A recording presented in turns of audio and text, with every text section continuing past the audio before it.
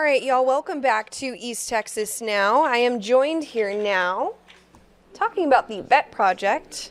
And go ahead and just kind of introduce yourself, Dr. Shirey. Dr. Shirey, yes, Shirey. ma'am. I almost had it. Yeah, no, you were close. I was very close. Right. So we're kind of talking about dust irritants and allergies, and I know that pets, especially mine, I've known for a really long time, he hates when it's allergy season because he sneezes 24/7. Yes. And he's always got the runny nose, and I know whenever I'm dressed nice, I don't want his runny nose all over my jeans, right? Yes, yes.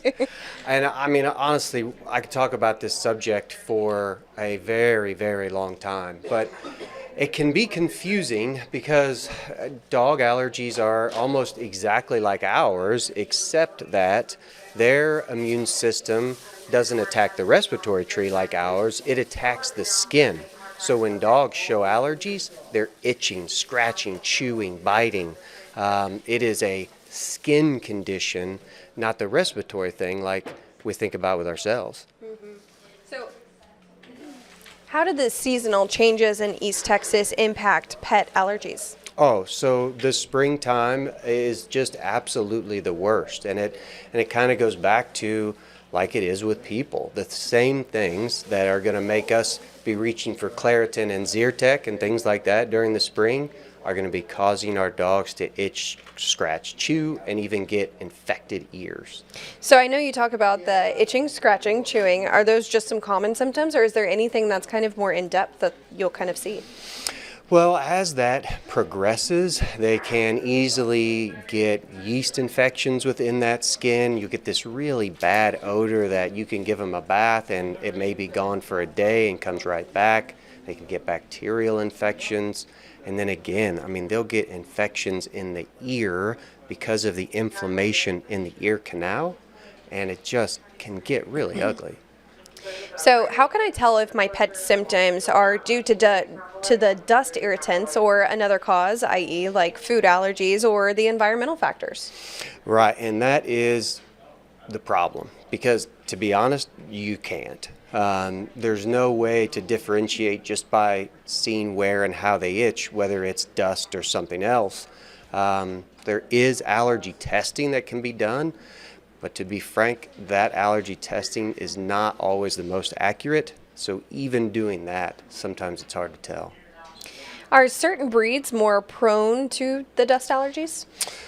Honestly, I think it is any breed, either sex, long hair, short hair. If you've got a dog, they could have allergies. Mine does all the time, but are there any specific concerns related to dust irritants for pets with respiratory issues like asthma or bronchitis? So dogs and cats can develop asthma and even bronchitis, but it's just so much more rare than showing allergies. But that bronchitis and asthma would be more related to labored breathing, maybe even coughing, just different than the symptoms that come with allergies. So, would you know if your dog has asthma or bronchitis? I mean, I know you'd probably hear the deep, cough, too. Yes. I feel like it's more of a spell. Sometimes when your dog drinks water too fast, you hear them kind of hack it up. Absolutely. Or a bone, Absolutely. that sort of thing. Yeah, and that one can be hard to differentiate because there are other things, obviously, that can make them cough. Really, the definitive diagnosis is x-rays.